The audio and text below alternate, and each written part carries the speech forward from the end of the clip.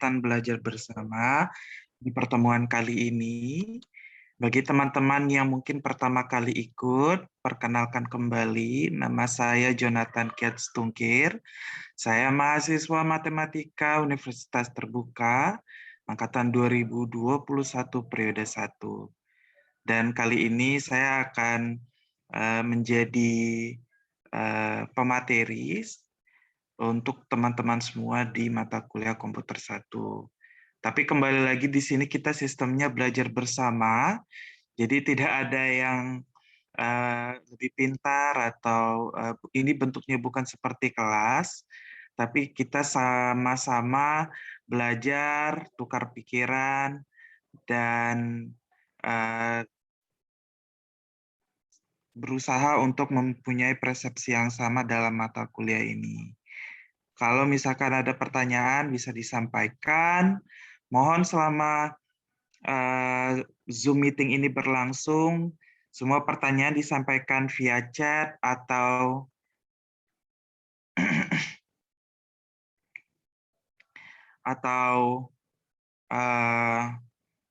via mikrofon juga. Jadi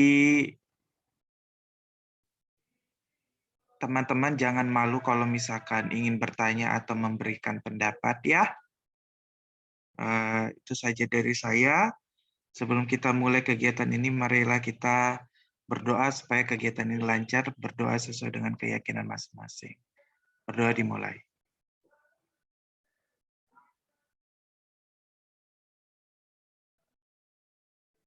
Berdoa selesai. Baiklah, mungkin teman-teman sudah ada yang ikut dan mungkin menonton rekaman kelas kita yang pertama. Saya akui memang kemarin penjelasannya masih terlalu gamblang. Mudah-mudahan hari ini penjelasannya bisa lebih jelas. Kita sekarang masuk ke materi. Iya.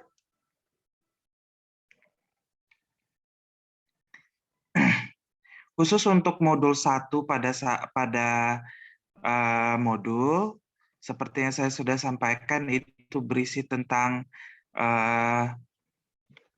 pengertian program R, cara menginstalnya, dan komponen-komponen apa saja yang ada di program R. Sebenarnya untuk praktisnya pada saat kuliah, terutama mungkin kalau teman-teman mengambil mata kuliah ini di semester ini, itu tidak akan banyak keluar sebagai soal.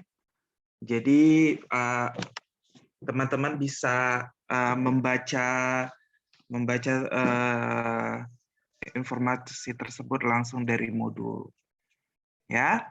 Dan juga kalau ingin mengetahui lebih jauh lagi mengenai program R, teman-teman juga bisa mencari informasi seperti di YouTube.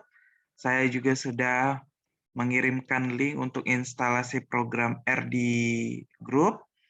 Jadi teman-teman bisa mengikuti panduan tersebut. Ya. Nah, itu dari saya. Kita langsung saja ke materi inisiasi. Jadi untuk bisa meringkas apa sih sebenarnya penggunaan fungsi dalam R, bahwa sistem komputer ini kita saya ambil contoh lagi menggunakan program Excel.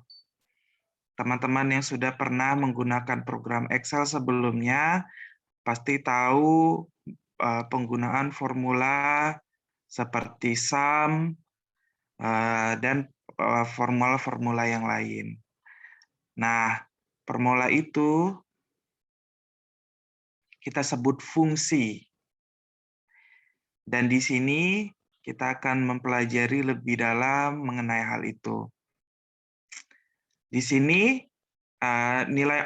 kita punya nilai argumen dan pilihan. Nilai argumen default adalah nilai dari argumen yang telah ditentukan sebelumnya. Argumen dapat berubah objek atau data, rumus, atau ekspresi lainnya. Jadi mungkin argumen atau pilihan mungkin ini bisa dalam bentuk angka, dalam bentuk karakter, dan sebagainya. Lalu, argumen dan pilihan tersebut diproses dengan fungsi. Fungsi adalah kumpulan pernyataan untuk melakukan tugas tertentu, di mana kalau di Excel kita kenal sebagai formula seperti sum, ada juga average, dan sebagainya. Teman-teman mungkin juga masih baru untuk program komputer mungkin berpikir, maksudnya bagaimana ya? Nanti kita akan lihat ke aplikasinya kembali ya. Sedangkan fungsi di dalam R ditulis dengan sepasang tanda kurung di belakangnya, walaupun fungsi tersebut tidak memerlukan argumen. Pilihan digunakan untuk mengubah nilai default.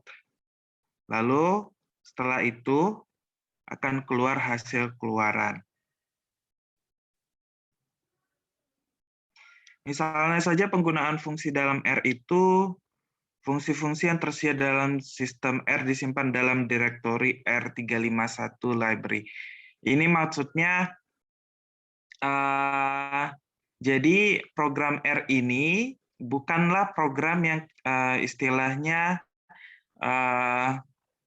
kita harus bangun lagi, tidak.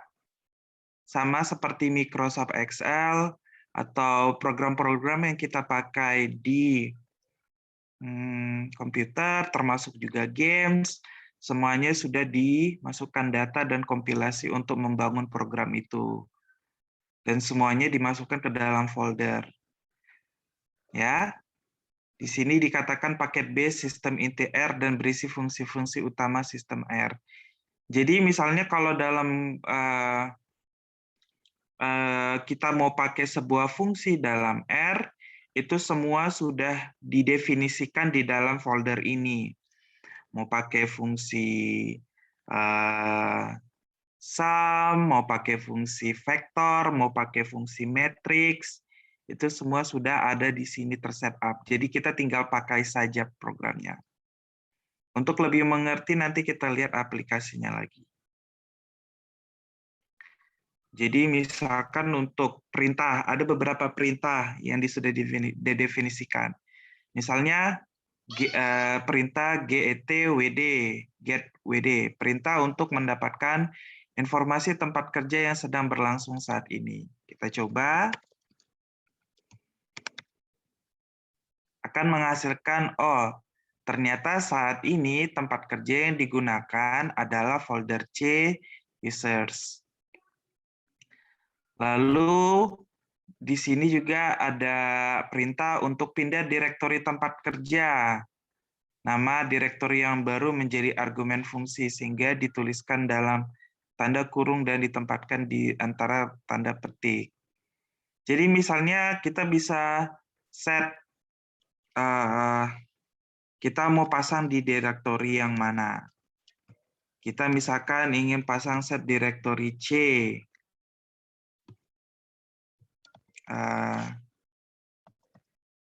Sebentar.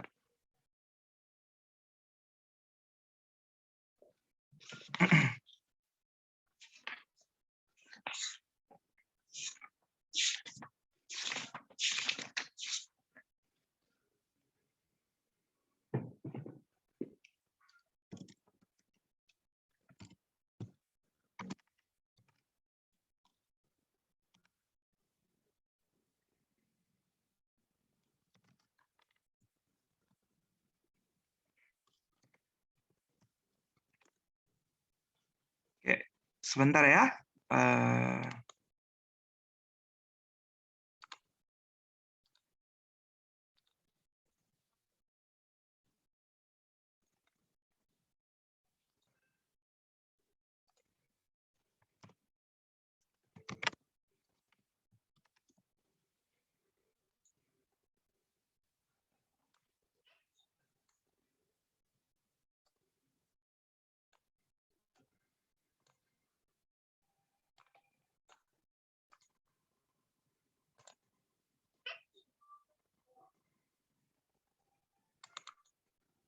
Oke, saya agak sedikit mengganti aksesnya supaya kita bisa melakukan perpindahan folder. Jadi tadi fungsi getWD dipakai untuk mengetahui kita sekarang menggunakan folder mana, kita bisa tukar. Misalkan tadi pakai set WD, lalu bisa pakai, misalkan saya mau pakai C. Misalkan saya mau pakai C users.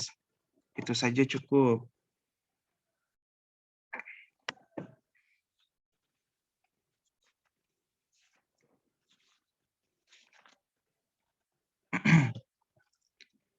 Sangat diperhatikan bahwa pada saat kalian menulis alamat harus menggunakan tanda petik 2. Jadi ketika kita buka lagi, kita sekarang lokasinya di mana, dia akan terbaca seperti ini. Dan seterusnya juga sama. Lalu setelah itu kita mengenal ada kata directory. Dir untuk menayangkan isi dari direktori tempat kerja pada saat itu. Jadi direktori ini dari sini kita tahu, oh di dalam folder itu kita mempunyai folder apa saja, kita mempunyai file apa saja di dalam itu. Dan di sini kita bisa tahu, oh misalkan kita tahu ada folder mpkd. Jadi kita bisa set lagi di dalam, misalkan seperti ini.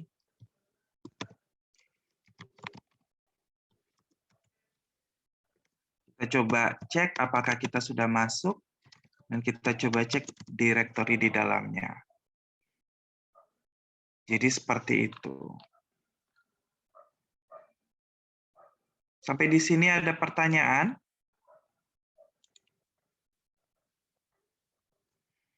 Apakah saya berbicara terlalu lambat? Nanti tolong diinformasikan ya. Dan bisa dihidupkan mikrofonnya untuk itu.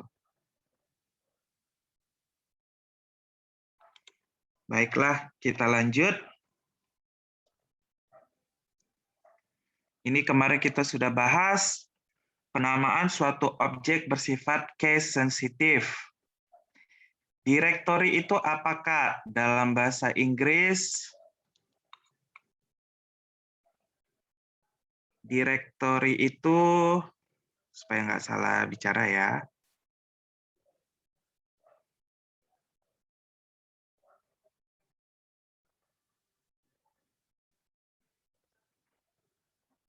itu sebenarnya sama saja seperti daftar.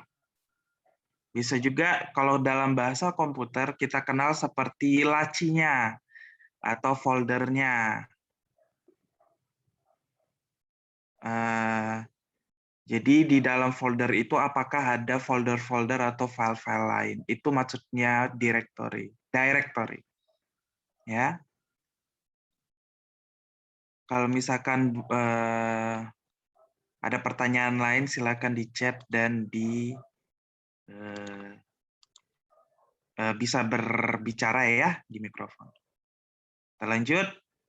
Jadi penamaan suatu objek bersifat case sensitif atau kasusnya sensitif, seperti kemarin yang saya katakan bahwa huruf kecil dan huruf besar itu dianggap berbeda. Ya. Bin itu apa ya, Kak?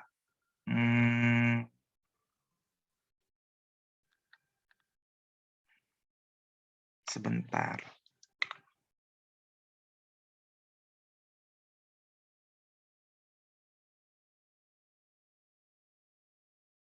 Kalau dalam bahasa Inggris, bin itu artinya tempat sampah.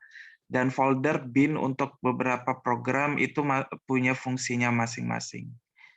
Ya, seperti itu. Jadi, kemarin sudah kita bahas untuk nama sebuah objek. Jadi, itu objek di sini apa maksudnya? Objek di sini variabel. variabel yang akan kita isi mungkin dengan sebuah angka, atau dengan sebuah karakter, sebuah nama, atau sebuah vektor, dan lainnya.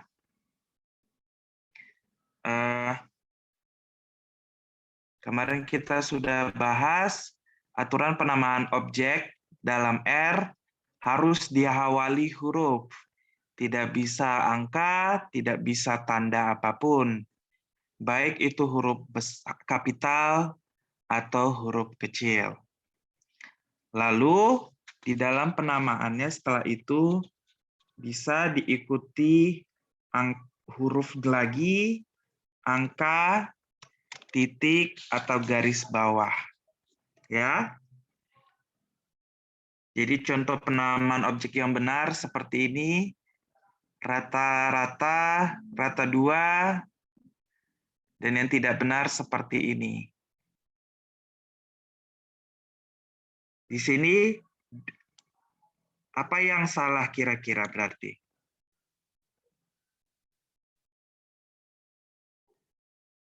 Ada angka di depan. Iya, angka 2 berada di depan. Ya, angka 2 tidak bisa berada di depan. Dia harus di belakang, setidaknya di belakang huruf P. Ya. Lalu bagaimana dengan yang ini? Simbol bintang. Betul, simbol bintang tidak dibaca, tidak bisa dipakai untuk penamaan objek. Bagaimana kalau yang ini?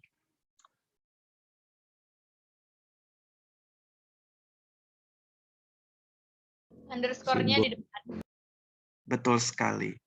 Underscore sama seperti angka 2, paling tidak harus di belakang satu huruf, setidaknya di belakang huruf V. Nah, pembuatan objek, atau kita bisa katakan kita pengisian sebuah variabel atau pendefinisian sebuah objek atau variabel. Suatu objek dapat dibuat dengan operator pernyataan yang digambar dengan anak panah. Posisi anak panah bebas, bisa ke kiri atau bisa ke kanan. Cara memakai anak panah, kalian bisa menggunakan tanda minus dan tanda lebih besar atau lebih kurang atau lebih besar. Ya. Contohnya misalkan kita masukkan nilai X sebesar 24, ketika kita keluarkan nilai X akan muncul 24. Sama juga di sini misalkan, sebentar.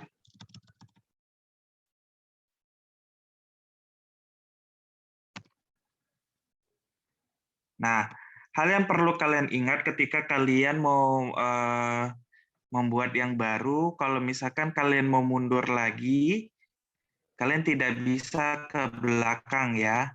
Yang sudah ter-enter dalam program R ini. Jadi misal kita mau memberikan nilai, saya hapus ini ya.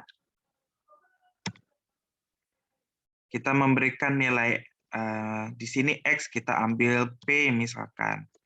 Kita berikan nilai, misalkan 78. Kita panggil P, dia akan menghasilkan 78. Ada cara lain untuk memanggil angka, yaitu dengan sistem print. Print itu juga sama, hasilnya juga fungsinya sama. Posisinya kita coba kalau misalkan posisi lain, misalkan 12 kita isi untuk variabel Y.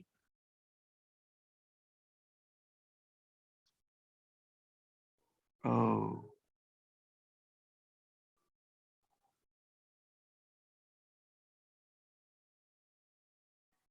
Aturannya bisa sini.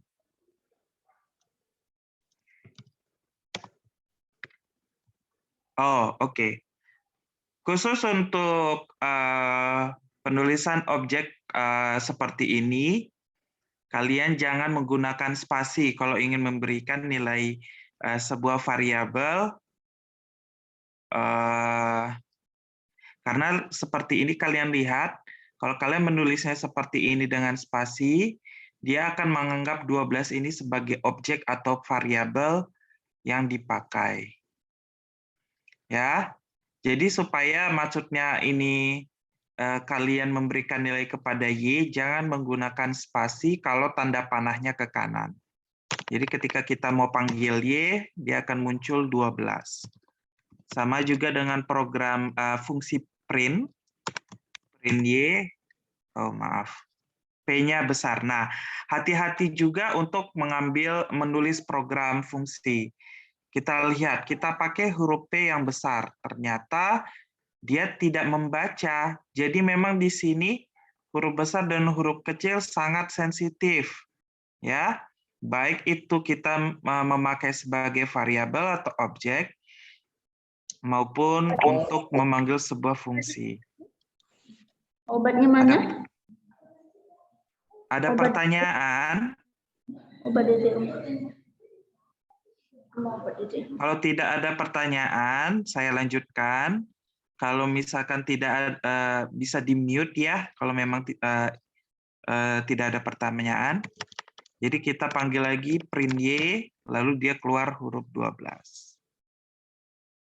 Ya. Jadi sangat berhati-hati untuk menggunakan spasi ya, rekan-rekan sekalian. Nah, pemberian nilai pada suatu variabel atau objek itu bukan saja angka, kita juga bisa menggunakan karakter.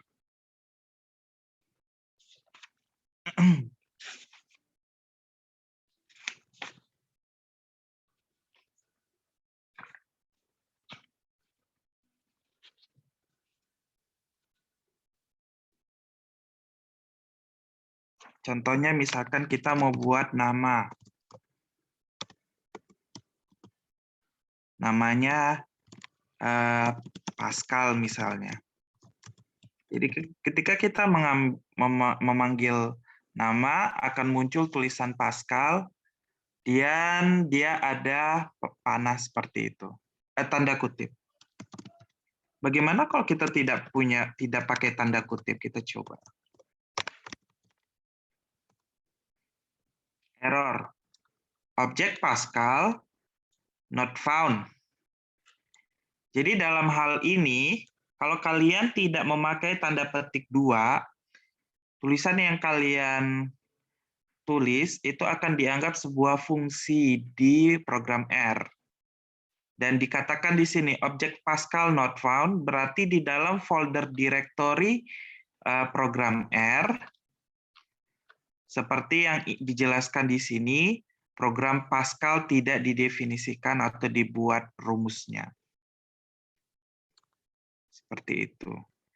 Kalau error terus mau dihapus tuh nggak bisa ya. Kira-kira teman-teman lain bisa nggak ya menghapus ini sebelumnya? Kalau saya sih, maaf.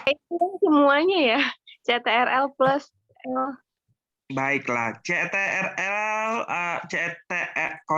L itu menghapus seluruhnya. Jadi kita nggak menghapus satu baris atau 2 baris. Bahkan misalkan seperti ini, saya tekan enter saja, saya mau balik ke atasnya juga tidak mau. Jadi sangat berhati-hati untuk kita mengetik. Terus bagaimana Kak kalau misalkan kita mau menghindari error? Ya kalian tipsnya kalau saya, kalian bisa menggunakan notepad. Ya, kalian bisa menggunakan notepad. Misalnya saya ingin memasukkan namanya supaya tidak salah. Nama saya. Lalu kalian panggil nama. Kalian tidak perlu menggambar tanda besar ini. Cukup kan tulis seperti ini, lalu kalian tekan seperti ini, akan muncul seperti ini. tekan enter. Ini trik dari saya untuk menghindari kalau misalkan kalian error untuk menulisnya. Ya. Dan misalkan kalian, ya, Kak mau nanya, maaf Kak. ya, Kan tadi Kakak nge-share yang di YouTube tuh Kak ya, yang cara apa download R. Nah, kan di video itu juga dijelasin apa ada R Studio, apa nanti kita bakal kepake juga di sini apa enggak Kak kira-kira?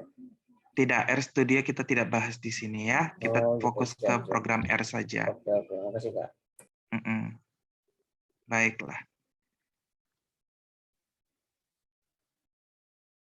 Jadi untuk menjawab pertanyaan tentang bagaimana cara menghapus sebelumnya, saya pribadi belum tahu. Kalau ada yang tahu, tolong kasih tahu. Kalau mau kalian menulis sebuah rumus yang rapi, kalian bisa menggunakan Notepad. Sejauh ini ada pertanyaan?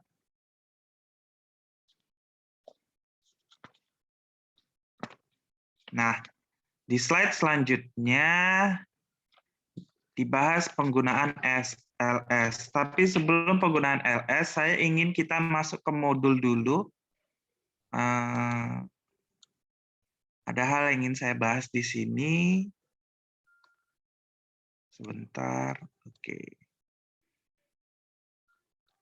Jadi, objek atau variabel tadi, kita belajar untuk memasukkan angka. Lalu kita juga masukkan tulisan. Nah, bagaimana kalau misalkan kita mau bikin sebuah perhitungan? Ya, perhitungan sederhana di sini. Kalian mau bikin 13 kurang 4 kali 2. Kita bisa praktekkan di sini.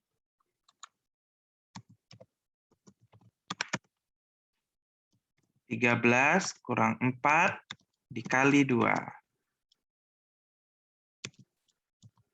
Kalian tekan M dan keluar hasilnya 18. Jadi dengan seperti itu dia sudah menghitung sendiri. Kalau dalam Excel itu di dalam sel kita gunakan tanda sama dengan, ya. Terus kalau misalkan Kak, bagaimana kalau kita nggak perlu pakai M? Kita coba. Bisa. Akan muncul juga tulisan, dia langsung menghitung. Jadi fungsinya sama seperti kalkulator jadinya. Ya. Bagaimana kalau kita mau menggunakan tanda yang lebih kompleks? Nah, dalam operasi aritmatika dasar, di dalam program R, kita disediakan, sudah didefinisikan tambah, kurang, kali, bagi, dan pangkat. Ya. Kalau teman-teman bingung di mana mencari kali dan pangkat, kalau kali kalian bisa shift angka 8, dan untuk pangkat kalian bisa shift angka 6 di keyboard teman-teman. Atau tergantung di posisi mana keyboard laptop teman-teman lagi. Ya. Jadi di sini kita akan menghitung sebuah persamaan kuadrat. X kuadrat ditambah 2X tambah 1. Dan kita sudah tahu nilai X-nya. Di sini dimasukkan X-nya 5. Jadi,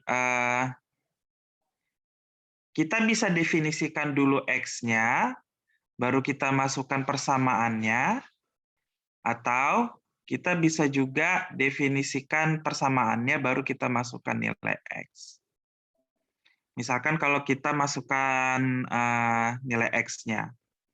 Saya ganti nilai X-nya dengan 7. Langsung kita buat persamaan. X kuadrat ditambah 2 kali X ditambah 1. Akan langsung muncul tulisannya. Nah, teman-teman, rekan-rekan, tolong berhati-hati untuk 2X ya.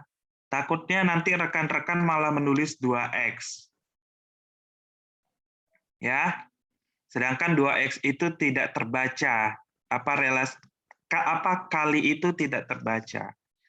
Dalam matematika 2X maksudnya itu 2 kali X. Ya. Oke. Di sini ada teman yang bilang perintah remove. Nah, remove yang di sini sebenarnya remove untuk menghapus nilai dari variabel. Di sini kita punya nilai X 7. Kita mau hapus nilai X, kita pakai RMX. Jadi ketika kita tekan X, X-nya jadi tidak terdefinisi. Tapi itu kalau nggak salah ada kok di sini nanti kita bahas ya di slide. Tapi itu untuk menghapus nilai yang ada dalam variabel atau objek. Seperti itu. Kita lanjut. Jadi di sini kita bisa membuat sebuah persamaan kuadrat, lalu kita masukkan nilai X-nya sendiri juga bisa. Ya. Kita juga bisa masukkan persamaan kuadrat itu dalam sebuah variabel yang lain, misalkan Y sama dengan, Y sama dengan X kuadrat ditambah 2 kali X ditambah 1. Oh, di sini dikatakan error karena objek X not found. Berarti kita tidak bisa memasukkan variabel lain ke sebuah variabel baru tanpa mendefinisikan variabel pertama itu, ya. Jadi kita harus definisikan dulu X, baru kita bisa memasukkan persamaan kuadrat itu dalam variabel lain. Kita masukkan X-nya lagi 7, lalu kita buat persamaannya, Y-nya bisa langsung terbaca. 64. Ya, betul. Nah, bagaimana kalau mau mengganti nilai X-nya dengan yang lain? Bisa. Kita ganti X-nya dengan angka 5, kita tekan Y. Ternyata sama.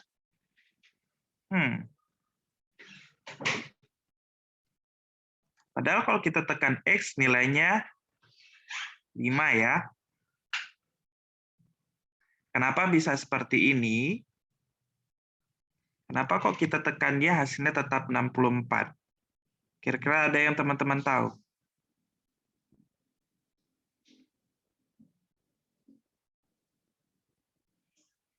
Kenapa kok kita sudah ganti X, tapi kenapa Y-nya tidak mau mengganti? Aturannya berdasarkan persamaan kuadrat. Aturannya itu hasilnya itu 36.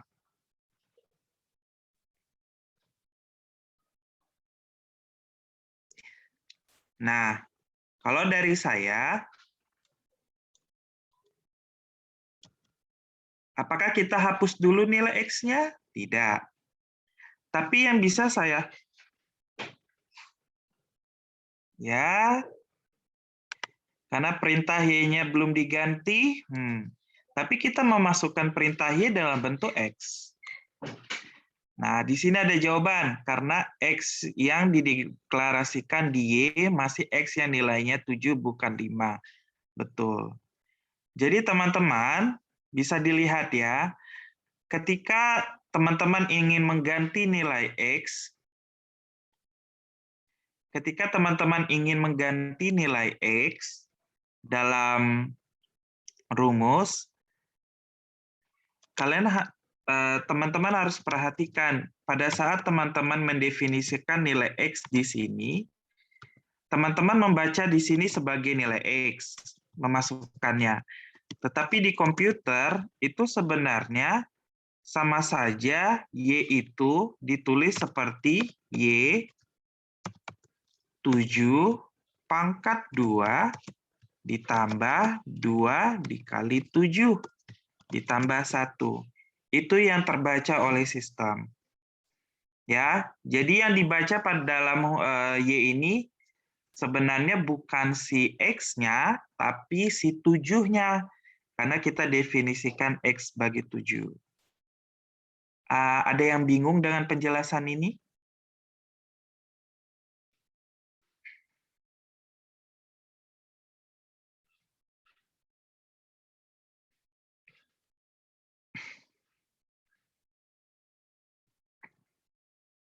Saya anggap teman-teman sudah mengerti ya. Mungkin lebih sederhananya kita menggunakan yang lebih simpel saja. Misalkan kita punya rumus Y sama dengan 4X. Ya, kita definisikan X-nya 4. Kalau kita tulis Y sama dengan 4 kali X, itu V ya. Yaudah, V. Berarti, nah pada saat kita menulis V di sini, X yang kita masukkan itu dibaca sistem 4, bukan X. Jadi ketika kita mengganti X yang baru, dia tetap kebaca V sama dengan 4 kali 4, bukan 4 kali X. Makanya kita harus masukkan lagi definisi barunya, masukkan lagi 4 kali X. Di sini kebaca V sama dengan 4 kali 5, barulah di situ berubah. Ya. Kita lanjut.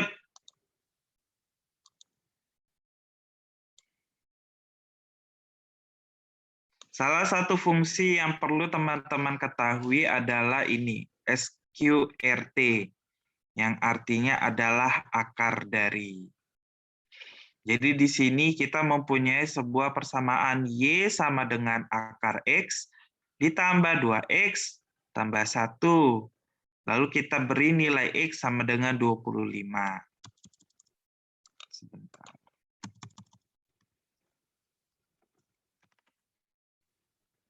Kembali lagi, sebelum kita memasukkan fungsi ke dalam sebuah variabel baru, kita definisikan variabel pertamanya dulu. Lalu Y kita masukkan SQRT dari X.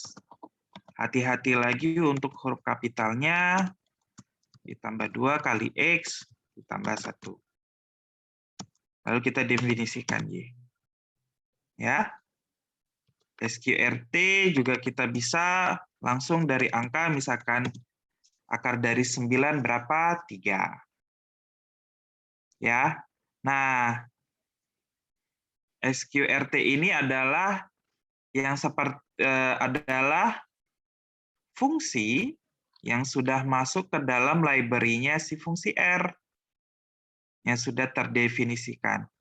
Sama seperti kalau dalam Microsoft Excel, fungsi sum, fungsi average, fungsi max, itu semua sudah didefinisikan di dalam programnya. Ya. Sampai di sini ada pertanyaan?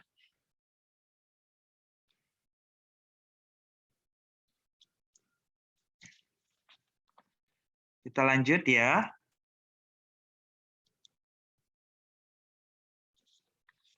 Nah, kemarin juga saya sempat memberikan contoh tentang sebuah deretan angka.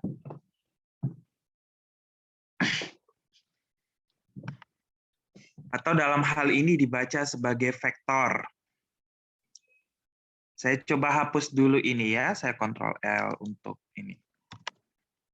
Diketahui sebuah vektor yang isinya ada 5 angka, 10, 5, 3, 6, dan 20. Digunakan perintah R sebagai berikut. Jadi kita masukkan perintah R-nya, C 10,5,3, 6,20. Ketika kita panggil, muncul seperti ini. Ya, jadi fungsi C ini fungsinya adalah membuat vektor dari angka-angka tersebut.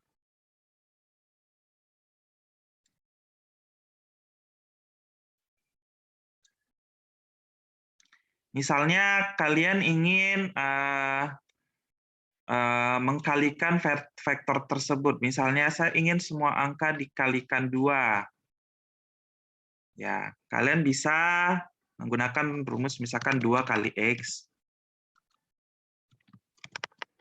Dan akan muncul semua vektor tersebut dikalikan 2. Ini seperti apa ya? Kalau teman-teman sudah belajar matriks, ini seperti matriks 1 baris yang dikalikan 2. Seperti itu.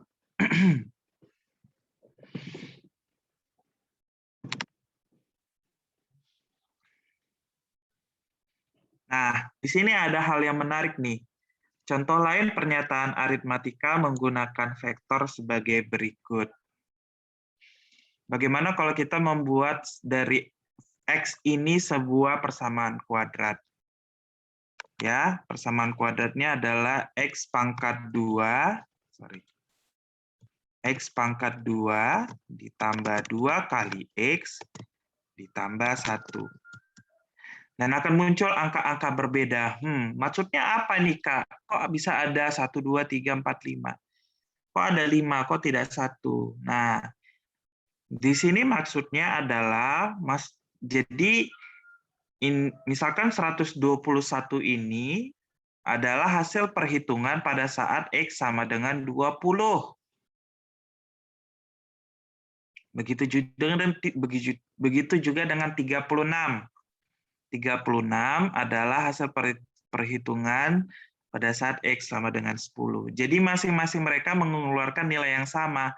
Karena dalam vektor X itu ada 5 nilai X. Ya, dan 5 nilai X itu tidak akan istilahnya bersinggungan satu sama yang lain. Kira-kira di sini ada pertanyaan?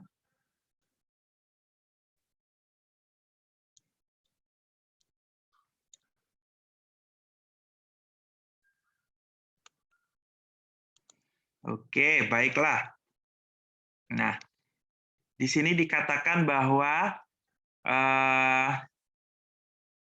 kita dapat menerapkan fungsi-fungsi yang tersedia dalam R terhadap sebuah vektor numerik. Ini adalah vektor numerik ya, angka. Contohnya saja kita menggunakan fungsi length.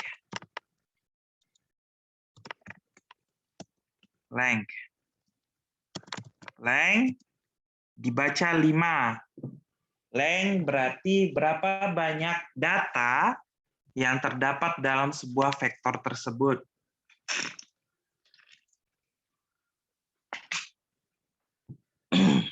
Nah, kita sudah tahu bahwa di dalam X itu ada 5 angka. Berarti otomatis length terbaca sebagai 5. Lalu ada min, fungsinya untuk mencari nilai numerik yang terkecil, di mana dalam hal ini 3. Max, nilai numerik terbesar.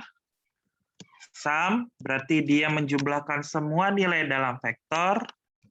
Dan min, itu adalah mencari nilai rata-rata. Kemarin sudah saya jelaskan sih ini. Satu lagi, sort, itu untuk merapikan supaya dia berurutan dari nilai terkecil ke nilai yang terbesar.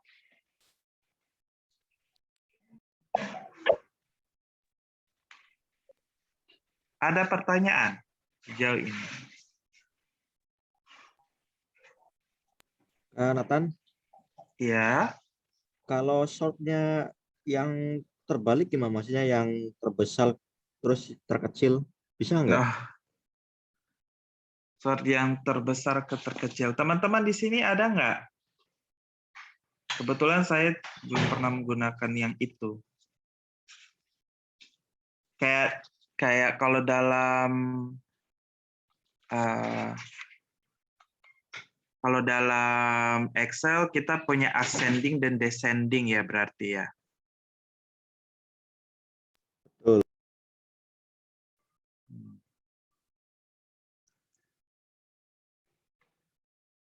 Nanti saya coba lagi cari deh kalau untuk itu. Karena kebetulan saya memang tidak menggunakan itu juga yang ascending sama descending. Untuk fungsi sort. Oke, lanjut dulu aja, Kak. Siap. Terima kasih.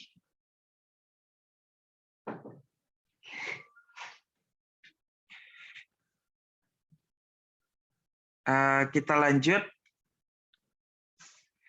Nah, seperti yang sudah dijelaskan sebelumnya, bahwa semua fungsi yang ada di program R ini sudah didefinisikan. Seperti misalkan fungsi min. Sebenarnya min itu kita bisa buat fungsinya itu sebagai sum dibagi oleh length. Itu akan menghasilkan min.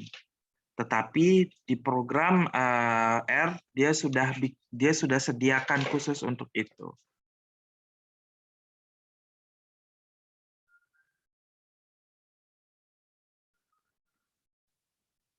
Jadi itulah maksudnya kenapa fungsi-fungsi itu ada di base.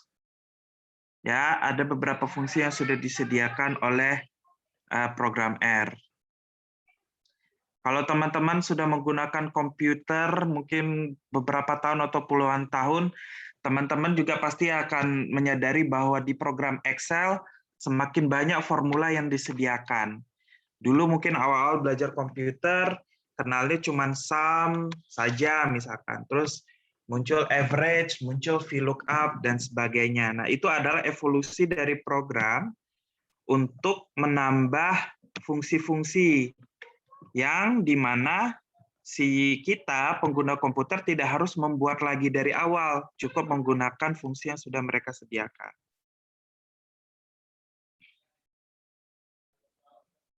Seperti itu ya. Oke.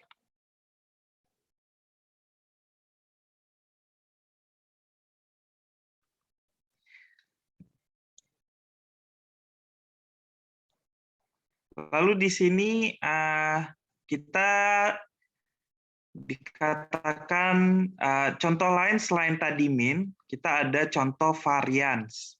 Ya, di sini rumus variance adalah penjumlahan. Nah, sum ini dipakai bukan saja untuk penjumlahan ya, tapi pengurangan juga bisa. Jadi misalkan kita mau melakukan sebuah proses ya penjumlahan perkalian itu menggunakan sum, lalu kita masukkan ternyata ada pembagian.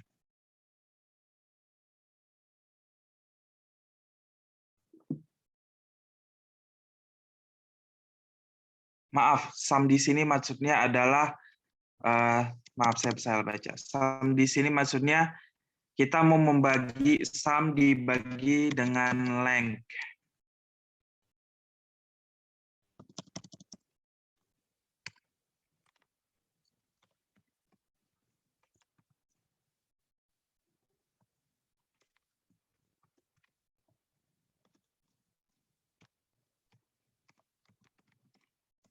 Teman-teman di sini ada yang tahu varian itu apa?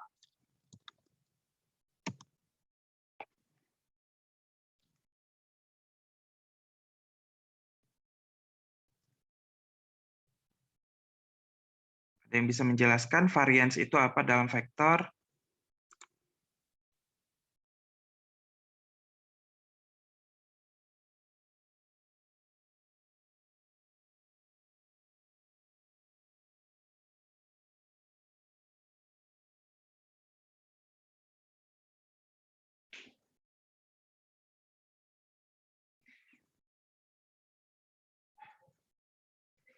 Jadi varian di sini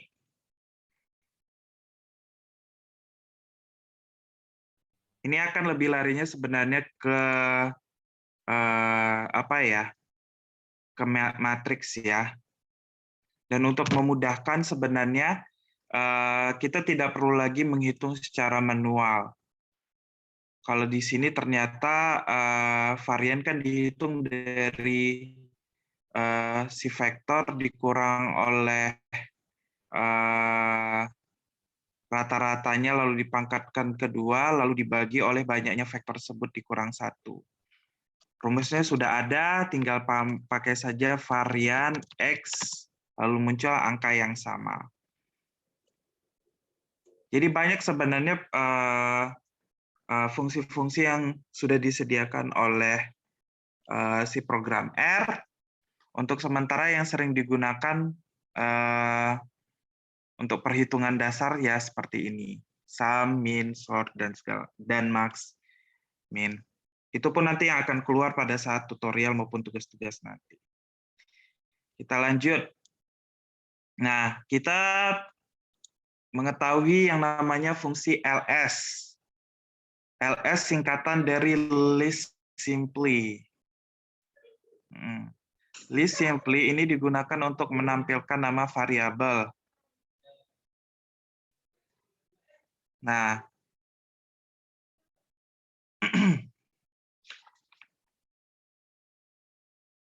misalkan kita buat sebuah deretan program, deretan data misalkan. Kita buat sebuah deretan data.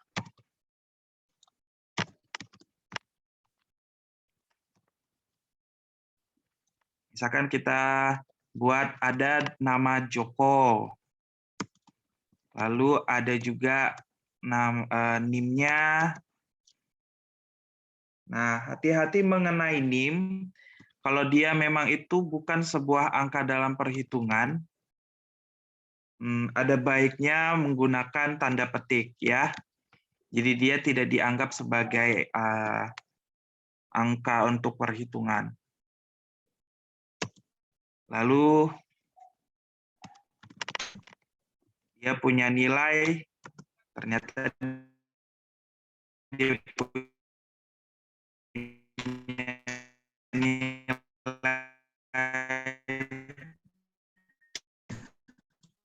Nah, di sini kita bisa membedakan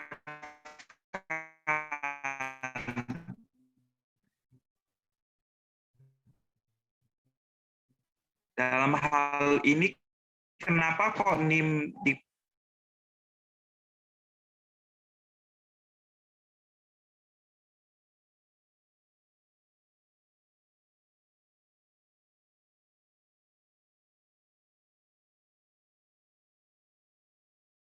Suaranya putus-putus, di aku. Ya aku juga putus-putus.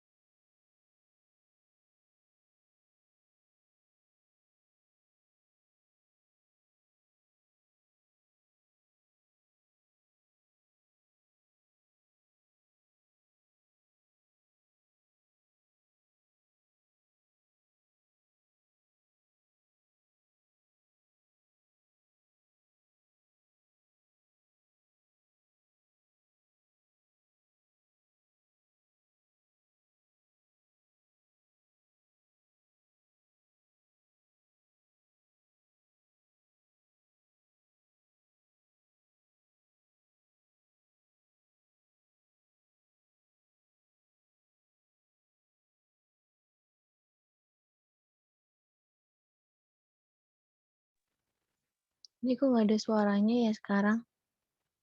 Iya, nggak ada loh. Kirain cuma aku. Tunggu sebentar ya, Kak Nathannya Tadi keluar dari room. Oh ya. gangguan sinyal kayaknya ya.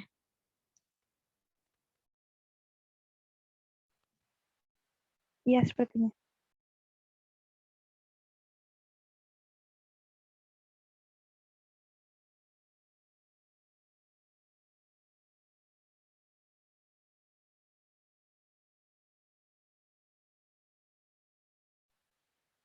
Iya, lagi gangguan sinyal.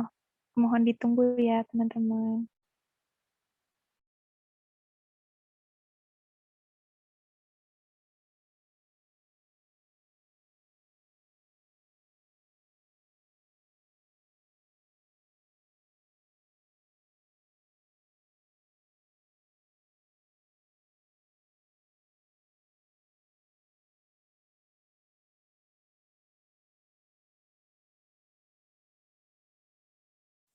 Ya, halo rekan-rekan sekalian, maaf ada masalah dengan internet. Kita lanjutkan saja langsung. Jadi NIM dan nilai, NIM kita pakai tanda petik karena itu maksudnya identitas seperti nama dan tidak akan diperlukan penghitungan, sedangkan nilai kita tetap biarkan seperti itu, mungkin untuk butuh yang lain. Jadi terus kita masukkan huruf mutu, misalkan huruf mutunya kita masukkan nilai B. Nah, sebenarnya kalau misalkan teman-teman bertanya, apakah kita bisa melakukan ini dalam satu baris? Bisa, dengan menggunakan tanda petik 2. Contohnya saja kita mau memberikan nilai, misalkan nilai A kita kasih nilai 1, B kita kasih nilai 2. Oh, hati-hati ya, bukan koma, tapi titik koma. B kita kasih nilai 2, C kita kasih nilai 3.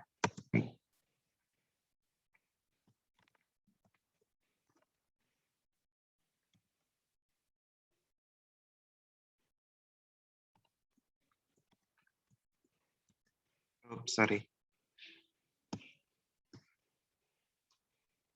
Jadi nanti ke depannya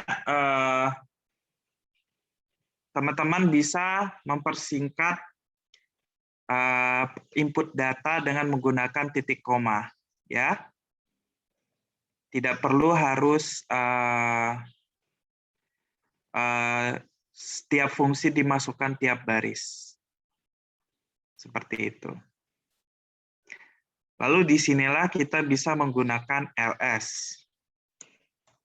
Nah, apa perbedaannya di sini mengenai ls path dan ls yang lain?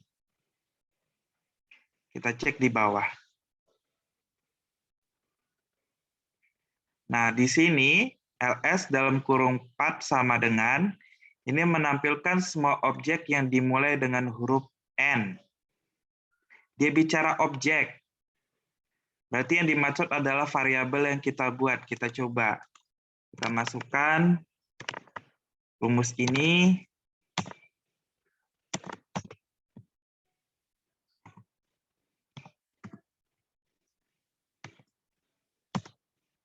Muncullah tulisan nama, nilai, dan NIM. Kita coba tentang case sensitivity-nya. Apakah kalau misalkan kita pakai N yang kecil, akan keluar juga? Ternyata tidak. Di situ dikatakan karakter 0. Karakter 0 berarti tidak ada objek atau variabel yang huruf depannya N kecil. Ya. Lalu di sini kalau misalkan kita tidak menggunakan tanda pangkat, hurufnya saja, berarti kita menampilkan semua objek yang ada huruf, di sini bukan M ya, tapi U. Kita coba.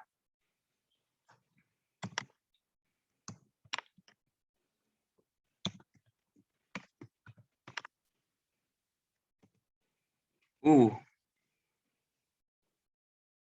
Ya. Jadi, terus teman-teman tiba-tiba melihat ada uas. Wow, apa ini? Ini adalah istilahnya variabel atau rumus yang pernah saya buat di program R ini, ya. Dan kebetulan karena saya tidak menghapus semua objek tersebut di dalam program R saya, dia masih bisa membaca. Ya. Kita coba. Kalau misalkan saya pakai rumus ini, apa ya isinya ya? Nah, dia jawabannya seperti itu. Jadi ya kalau misalkan teman membuat sebuah variabel, dia akan tetap menyimpan walaupun teman-teman sudah meng-close program R-nya.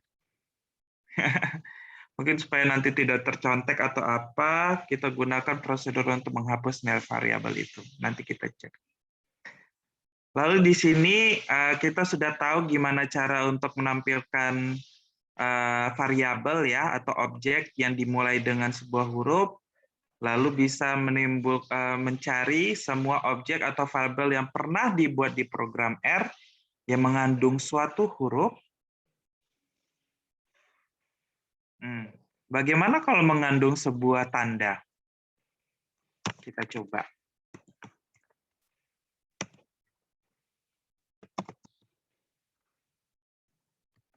Apakah tanda bawah kita bisa cari? Ternyata bisa juga, ya. Jadi yang selain huruf, kita bisa juga cari angka mungkin. Kita coba. Apakah angka juga bisa?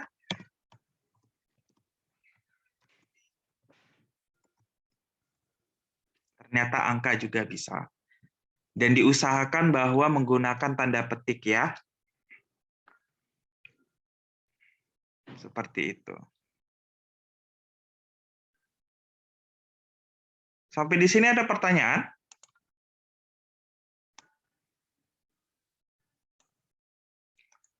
Lalu di sini ada juga ls.str buka tutup kurung. Menampilkan informasi objek secara lebih rinci. Kita coba.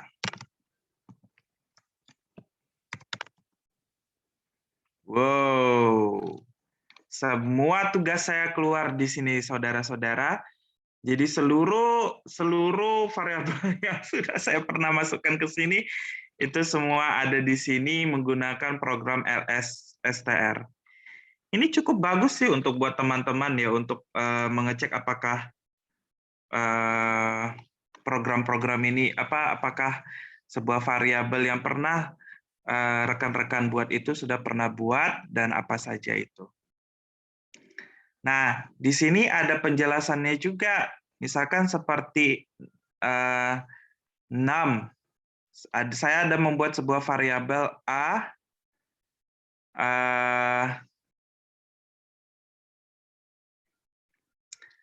sama dengan saya mendefinisikan A itu 1. Nah, ternyata di sini dia juga menampilkan data yang dimasukkan itu sebagai apa? Oh, ternyata dia sebagai numeric number atau sebagai angka. Ya. Lalu bagaimana kalau bentuknya seperti nama? Dia menjawab di sini CHR yang artinya karakter. Mungkin saya harus perlu menghapus ini semua. Ini sudah masuk ke bayangan bahwa nanti PR-nya apa. Ya, walaupun saya tidak memberitahu rumusnya apa ya teman-teman ya. Mungkin saya perlu harus hapus ini.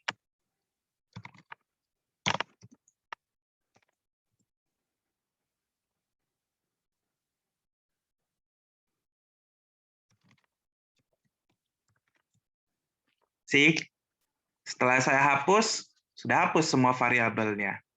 Wassalam. Oke, nih tadi ada teman yang tadi bertanya tentang sort. Tadi kan, misalkan kita masukkan nilai X tadi, C 10,3,99,57. Kalau misalkan kita panggil X, bentuknya seperti ini. Nah, ini ada teman yang memberitahu, kita bisa panggil juga sort, tapi kita mengkondisikan decreasing-nya sama dengan true. Apa yang terjadi? Nah, kita bisa membalikkan urutannya jadi terbalik. Nah, jadi sebenarnya kalau misalkan kita mau memasukkan ya, terima kasih buat Kak Abid, Adem Abid ya. Terima kasih untuk informasinya. Jadi kita juga bisa membalikan urutan sort itu dari tertinggi ke yang terendah. Informasi ini bisa juga teman-teman cari ya di internet ya. Google itu sangat membantu.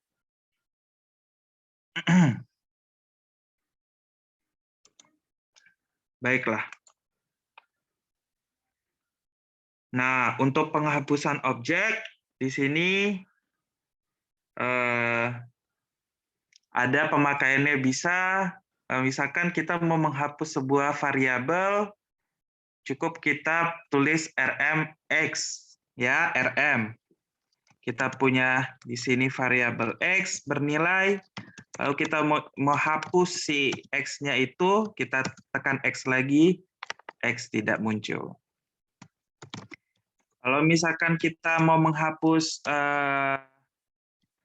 dua variabel secara bersamaan, saya mau coba dulu. Ini bisa nggak ya? Oke. Nah, misalkan kita punya nilai x sama dengan 1, y sama dengan 3, kita mau menghapus dua-duanya sekaligus, kita bisa tinggal pakai koma, kita cek, x tidak terbaca, y tidak terbaca. Lalu tadi menggunakan rumus yang saya pakai tadi, rm list sama dengan ls kosong, itu berarti saya menghapus semua variabel atau objek yang selama ini saya pernah pakai di program R ini. Apapun itu. Jadi ketika saya tekan tadi ls.str, langsung hilang tuh. Tidak terbaca sama sekali.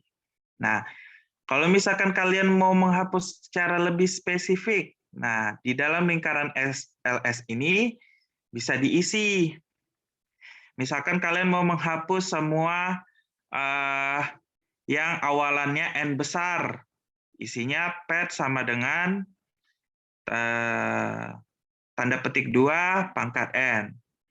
Kalau misalkan kalian ingin menghapus semua objek yang ada huruf U di dalamnya, mau U-nya di depan, U kecilnya di depan, U kecilnya di belakang, itu dia akan langsung terhapus. Sampai di sini ada pertanyaan? Jadi maaf ya, saya juga masih belum ketemu. Teman-teman mungkin bisa membantu kalau ada cara untuk bisa kembali atau menghapus barisan di atasnya.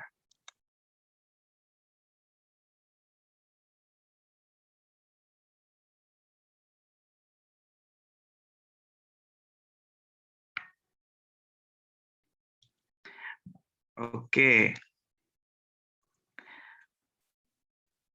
Lalu di program R disediakan juga perintah help. Help digunakan untuk mencari informasi bantuan dalam R.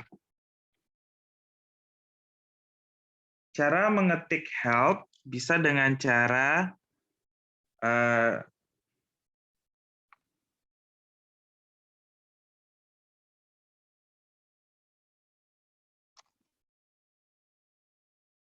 misalkan kalian ingin mencari sebuah, misalkan kalian ingin bertanya tentang LM, lalu dia akan membuka sendiri. Kalau menggunakan tanda tanya LM, lalu dia akan cari langsung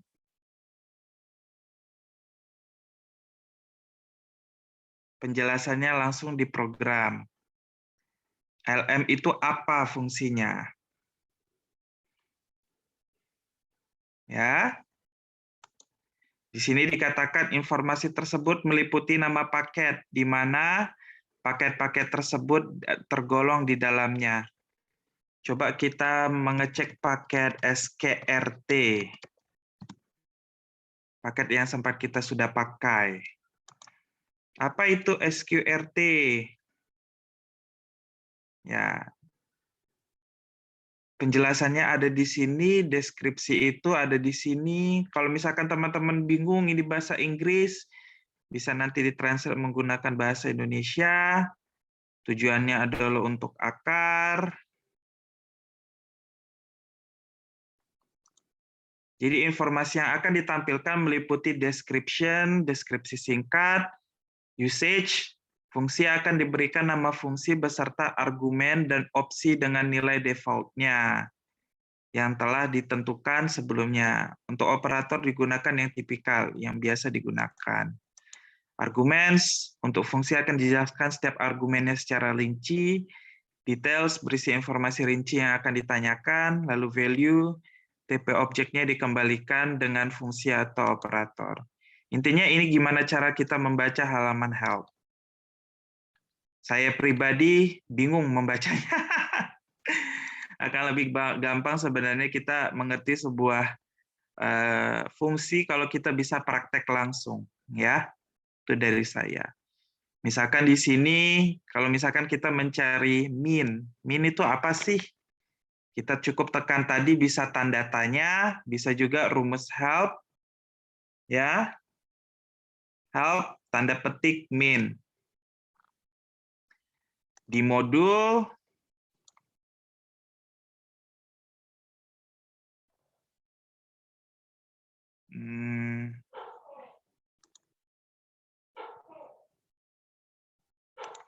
oke. Di modul juga di sini ada juga help, ada yang pakai petik, ada yang tidak pakai tanda petik. Nah, LM itu tadi yang kita cari adalah linear model. Nah, biasanya ada beberapa hal yang kita harus mencari help itu menggunakan tanda petik, ya. Kalau tidak menggunakan tanda petik, mungkin dia tidak akan terbaca fungsinya itu apa. Jadi kalau menurut saya ditanya, mending pakai tanda petik apa tidak? Ya, pakai saja tanda petik, ya.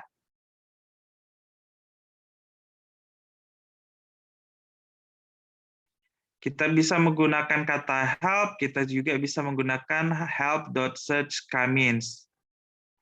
Jadi fungsi dari help.search_kamins ini fungsinya kalau misalkan kita mau mencari sebuah fungsi tapi kita tidak tahu persisnya apa ya, dia ada misalkan di dalamnya itu ada kamins-nya gitu. Atau misalkan kalian mau mengingat fungsi sum misalnya, tapi kalian nggak ingat tulisannya apa ya sum, kayaknya ada di depan di dalamnya gitu. Kalian bisa menggunakan help.search. Kalau kalian tidak tahu spesifik apa nama fungsi atau package atau objek yang dipakai.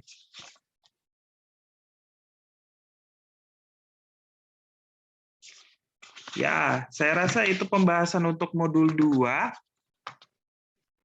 Sekiranya ada teman-teman pertanyaan, atau mungkin kita bisa mencoba membahas tes formatif.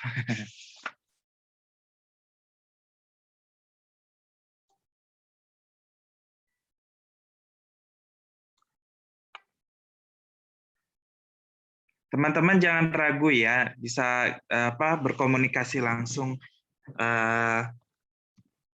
via mikrofon. Yang namanya juga ini belajar bersama ya. Internetnya agak loading. Mungkin saya akan bacakan saja dari sini.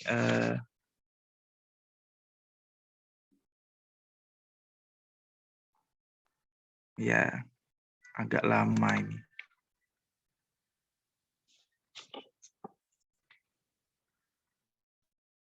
Sebentar.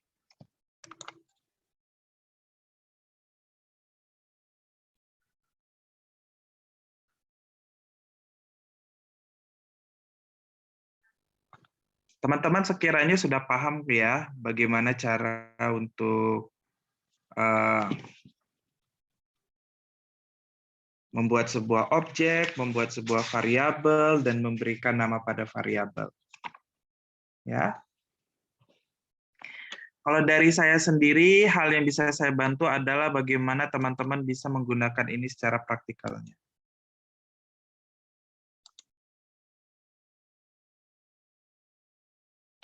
Jadi kita bisa bahas sedikit langsung secara cepat. Tanda yang akan terlihat apabila sistem R telah siap menerima perintah adalah tanda ini, ya. Kalau misalkan tanda plus, biasanya itu berarti fungsinya itu belum selesai dan harus segera diselesaikan atau ditutup, ya. Sisanya tanda petik dibaca itu kali, tanda tanya itu berarti untuk fungsi untuk help ya tadi ya. Contoh penulisan nama objek yang benar dalam R adalah ya, apakah A benar?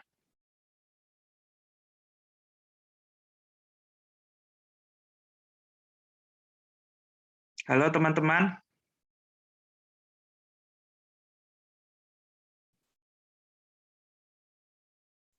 Benar-benar. Yakin? Apakah tanda dash ini bisa kita gunakan sebagai penulisan objek? Yang Ya. A. A itu salah ya. Saya bertanya tentang A, 2A. Ya, 2A jelas tidak, dash itu tidak terbaca. Yang B apakah bisa apa tidak? Tidak. Tidak, karena ada spasi.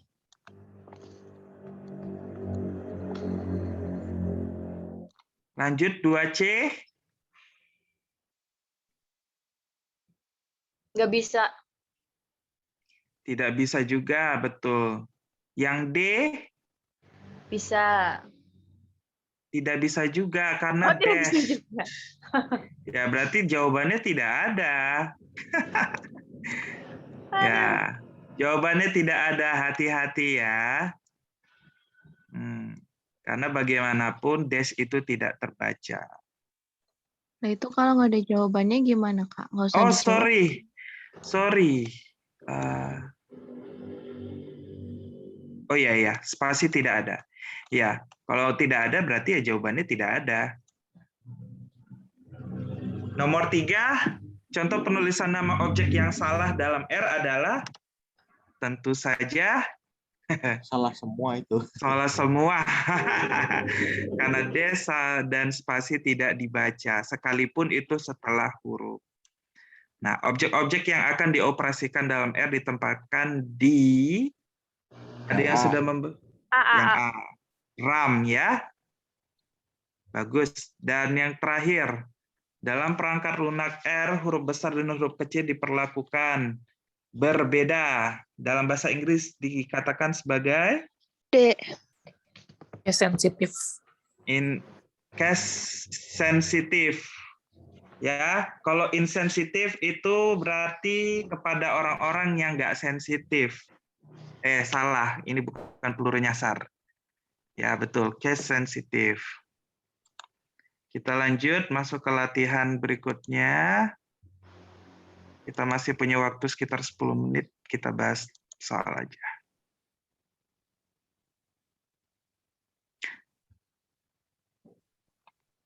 Nah, bagaimana kalau jawabannya nggak ada yang benar? Nggak usah dijawab apa gimana, Kak. Sejujurnya saya belum mengambil ujian yang pilihan ganda, ya. Jadi kalau saya bilang sih gunakan intuisi teman-teman semua. Walaupun seperti itu, kalaupun kalian menjawab sesuatu yang salah, itu pun tidak akan mengurangi nilai. Jadi sebenarnya mencoba menjawab pun tidak masalah. Jangan takut untuk menjawab. Seperti itu. Nah, typo penerbit itu ada bukan saja di komputer ya teman-teman ya. Typo penerbit itu bisa terjadi di beberapa mata kuliah.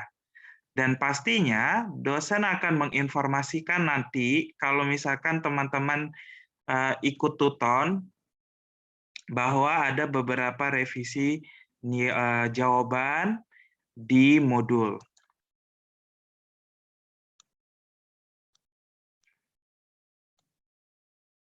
Jadi jangan takut. Kalau teman-teman merasa kok yang di modul nggak ada jawabannya ya atau typo ya, bisa nanti di-share ke dosennya, ke teman-teman satu grup kelompok belajar, ke grup kita juga bisa, ya, supaya kita bisa mencari jawaban paling benar. Oke, baiklah. Di sini kita buat latihan. Yang pertama, buatlah objek nama dan beri nilai Dina. Ya, ada yang bisa mengetikkan di chat bagaimana cara menulisnya di program R.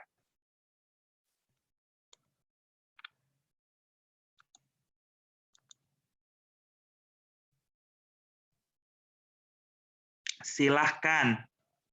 Untuk nomor 1.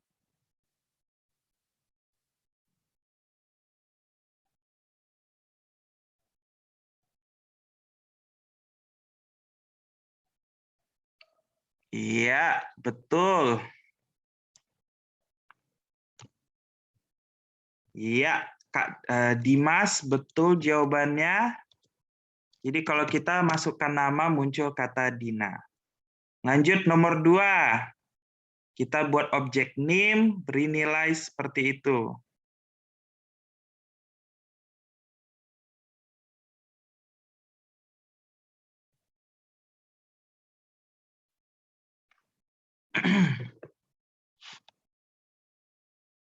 Ya, betul.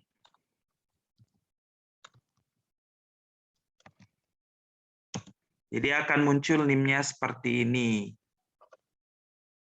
Betul. Karena dia pun juga sudah pakai tanda petik ya, sama di soal nomor 1. Jadi dia tidak menganggap itu sebagai nilai. Lalu buatlah objek umur dan beri nilai 29.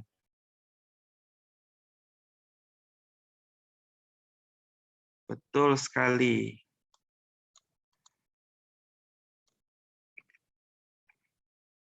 Iya, jawaban Kak Tami dan Kak Robiul Sandi benar. Bentuknya seperti itu. Oh, maaf. Saya ketikkan saja.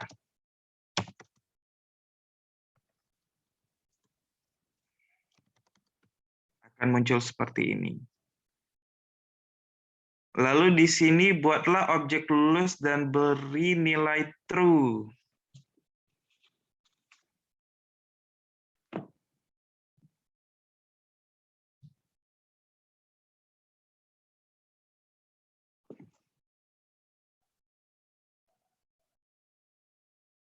Ada yang bisa?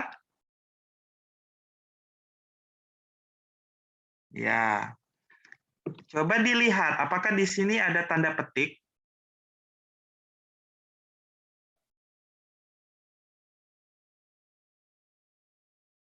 Oh iya, betul. Sorry. Untuk umur, iya betul. Terima kasih koreksinya Kak Adem. Ya. Kita kembali ke nomor 3. Tadi kan si umur, kalian bentuknya seperti ini. Nah, kalau seperti ini, berarti kan 29 itu dianggap sebuah nama. Sedangkan di soal nomor 3, dia tidak ada tanda petik. Berarti seharusnya penulisan umur, angkanya jangan pakai petik. Ya, dilihat lagi soalnya. Hati-hati untuk mengerjakan soal. Kalau dia pakai petik, oh berarti dia menganggap angka itu sebagai nama.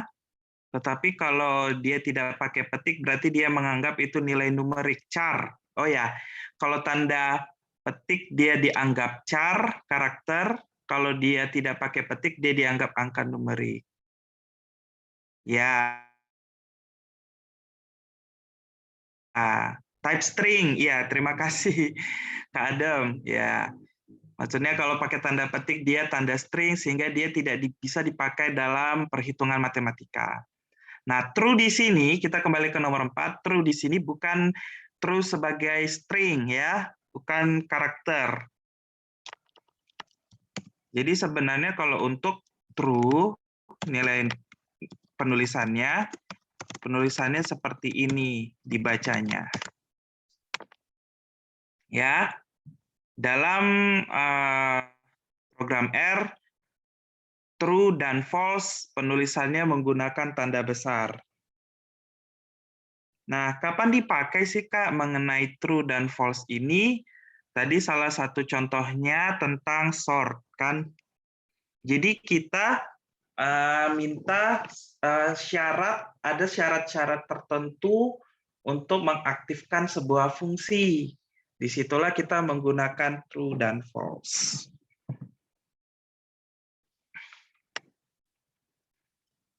Nah, nomor 5, buatlah perintah untuk menampilkan nama objek, nilai beserta atribut-atributnya.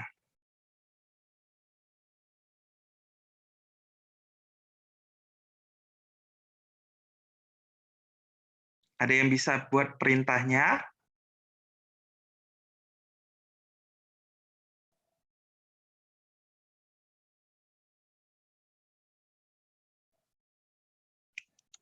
Jadi sempat kita bahas.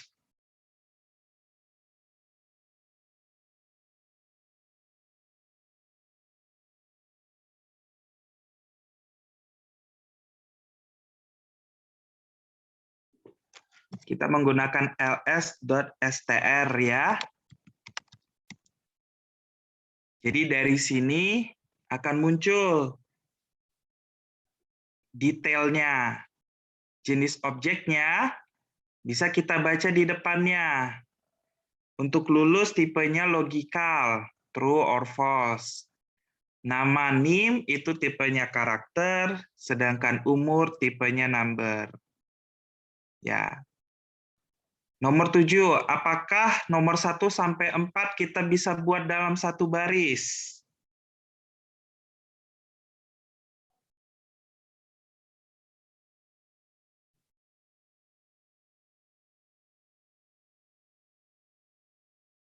Ayo teman-teman yang belum memberikan jawaban.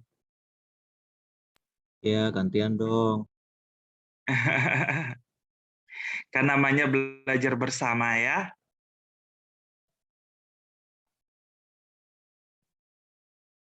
Lumayan panjang ini ngetiknya sebentar. Nggak, pertanyaannya bagaimana? Tadi kan sudah dijelaskan ya. Kita bisa menggunakan tanda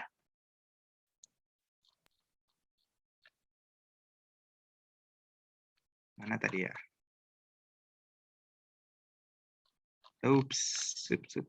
Titik koma.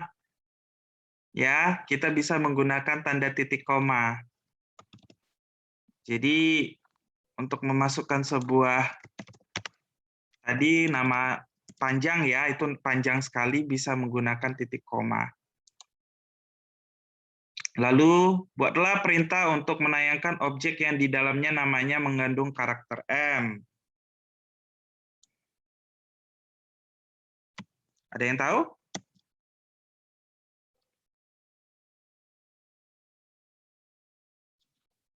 Pakai ls 4 Ya. terus huruf N. Ya, betul. Jadi kita pakai ls pad lalu sama dengan tanda petik M. Perhatikan M-nya, M-nya besar atau M-nya kecil. Dia minta M-nya kecil. Kecil. Ya, berarti tulis M-nya yang kecil. Lalu dari 1 sampai 4, apakah yang akan muncul apabila kita berikan perintah ls pad pangkat U kecil? Apa yang akan muncul? Menampilkan nama semua objek yang dimulai dengan huruf U. Ya, dari 1 sampai 4. Tadi ada yang menjawab. Tadi apa jawabannya? Umur. Umur. Betul. Ya, karena umur awalnya U kecil.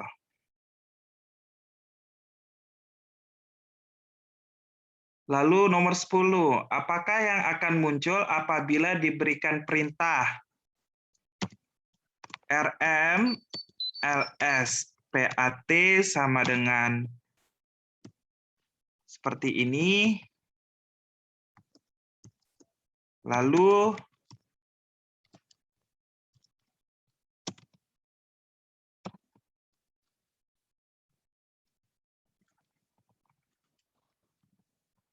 seperti ini. Apa yang akan muncul kalau saya ketikkan seperti ini? Tidak ada. I. Oke, kita coba ya. Error. Kenapa seperti itu? Kenapa di atas muncul tapi sekarang tidak muncul? Karena kalian melakukan operasi penghapusan definisi objek umur di sini. Ya. Ya, sehingga ketika kalian melakukan operasi selanjutnya untuk memanggil umur, dia tidak ada. Seperti itu. Iya. Segitu dari saya pembahasan untuk latihan.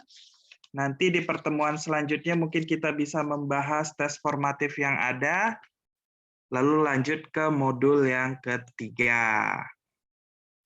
Bagaimana teman-teman, rekan-rekan sekalian untuk kegiatan kelas hari ini?